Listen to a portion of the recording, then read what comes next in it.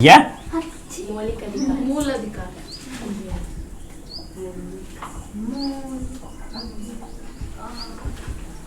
मौलिक अधिकार बोल दो या मूल अधिकार बोल दो। तो अनुच्छेद 12 से हम कहाँ तक पढ़ रहे थे? 35 तक। अनुच्छेद 12 से 35 तक वर्णन किया गया मौलिक अधिकार का या मूल अधिकार का। मूल संविधान में तो हमारे अधिकार थे 7, लेकिन वर्तमान में कितने हैं? 6। तो पहला क्या था? समता या समानता का अधिकार। दूसरा, समान हो गए तो स्वतंत्र होना है, स्वतंत्रता का अधिकार। तीसरा, स्वतंत्र तो हो गए, कोई हमसे शोषण ना करे, तो शोषण के विरुद्ध अधिकार था, ये हो गया। फिर अपने धर्म, क्योंकि इंडिया एक धार्मिक है, लिंग भेद भाव कुछ नहीं होना चाहिए इंडिया में, तो धार्मिक स्वतंत्रता, हर किसी धर्म को अपना सकता हूँ। मेरा मन है क्या? ईसाई बनना, सिख बनना, तो कुछ भी बन सकता है। उसका बाद था सांस्कृतिक कार्यक्रम, जैसे डांस देखते हैं, प्रोग्राम करवाते हैं, जागरण करवाते हैं, ये सारा।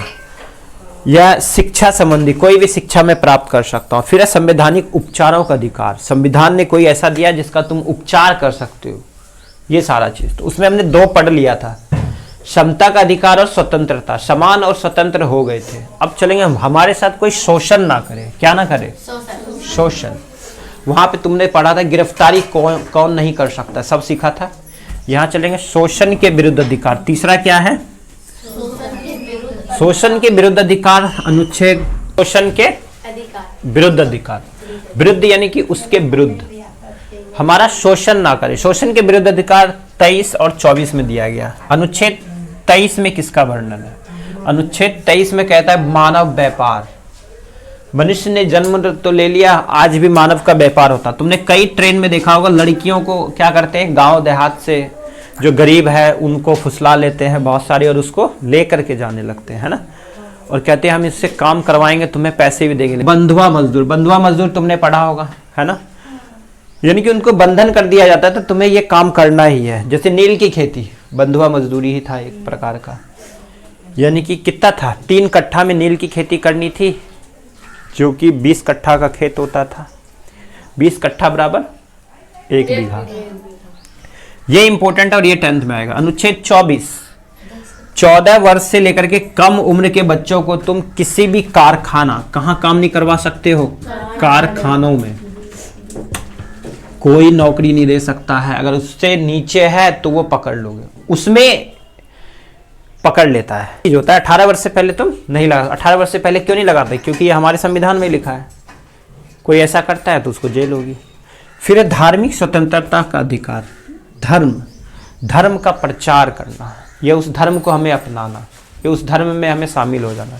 यह है 25 से 28 में। ये वैसे उतना पूछता नहीं, बस इतना याद करना, धार्मिक स्वतंत्रता तो आता नहीं एग्जाम में यही आता है। अगला, इसमें अनुच्छेद 25, मानने को, मुझे मानना है उस धर्म को, उसका आचरण करना है। जैसे जागो महादेव करते हो, मैंने उसका आचरण करने लगा। प्रचार करना, वो प्रचार करना ही तो हुआ।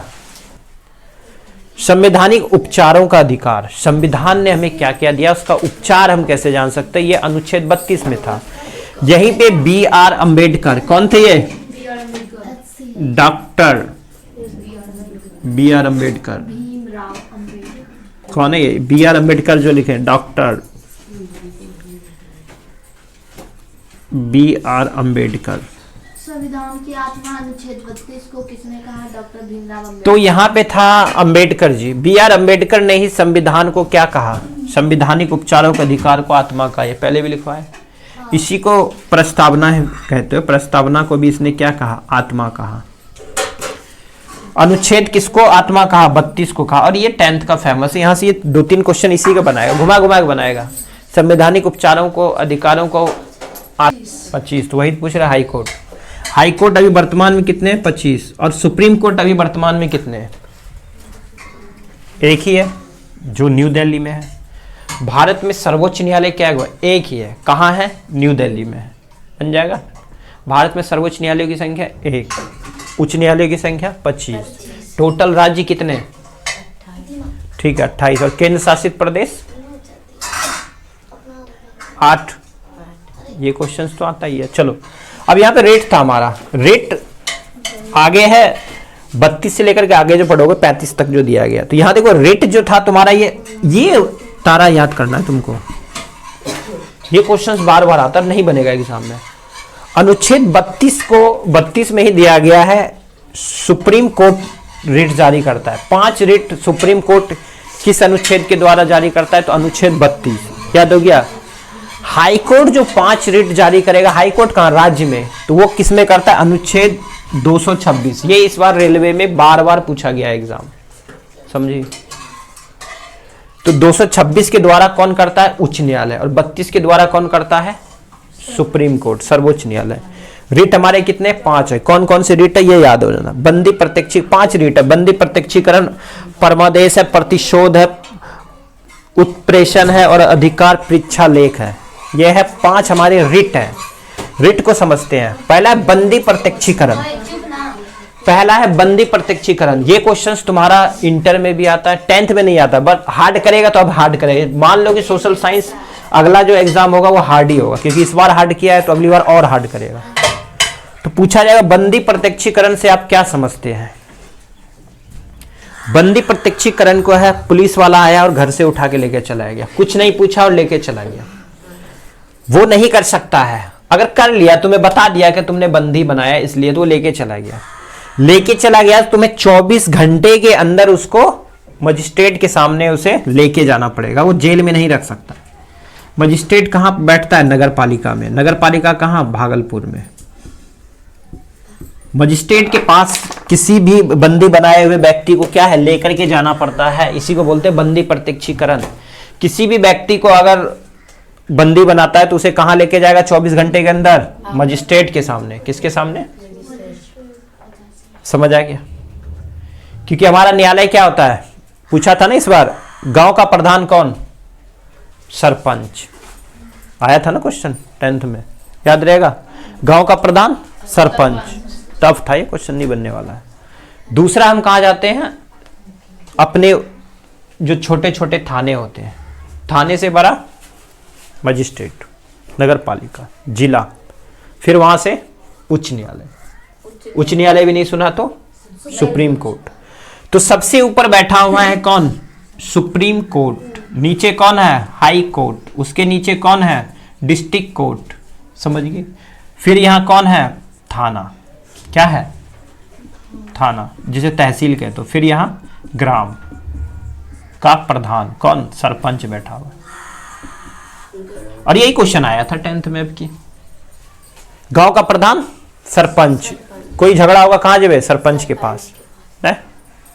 तो मुखिया के पास नहीं आना पड़ता है। परमादेश उसे कहते हैं जो 5 रिट होता है उनमें सभी को आदेश दिया जाता है। क्या दिया जाता है? आदेश।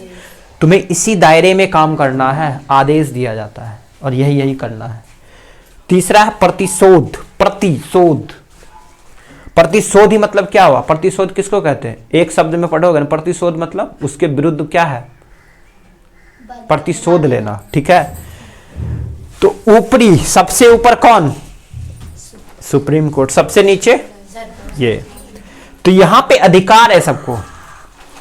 सरपंच जो बोल देगा गांव का, अगर सही वो फैसला लिया, जो गांव वालों ने, अगल बगल के जो पंच ने बोल दिया वही फैसला होगा। तुम चाहे सुप्रीम कोर्ट चले जाओ, कहीं चले जाओ। गलत किया है तो तुम जा सकते हो, अगर सही फैसला है तो वही होगा। जो गलत है उसको भेज दो कि हम जाए चाहिए करवे वो करवे, चले जाओ, कहीं कुछ भी नहीं होगा। समझ आएगा? जो सही है वो सही है, उसे बदल नहीं सकते। ठीक है। ये था ऊपरी और निचली को अधिकार दिया जाता है, वो गलत नहीं कर सकते। गलत करते तो उसके लिए जाते हैं। तो यहाँ तो गवाह चाहिए, पता है ना, गवाह भी नहीं मिलेगा। तो ये सारा चीज होता है। दूसरा उत्प्रेषण, मुकदमे को मेरे पास लेकर के आओ। अब ये क्या है? ये मुकदमा था, ये मुकदमा तुम यहाँ लेके जाओगे, फिर यहाँ लेके जाओगे, फिर यहाँ लेके जाओगे, फिर यहाँ लेके जाओगे। तो मुकदमे को मेरे पास आओ, लेकिन ये सुनेगा, कहेगा कि तुमने गलत किया है, तुम जो अपने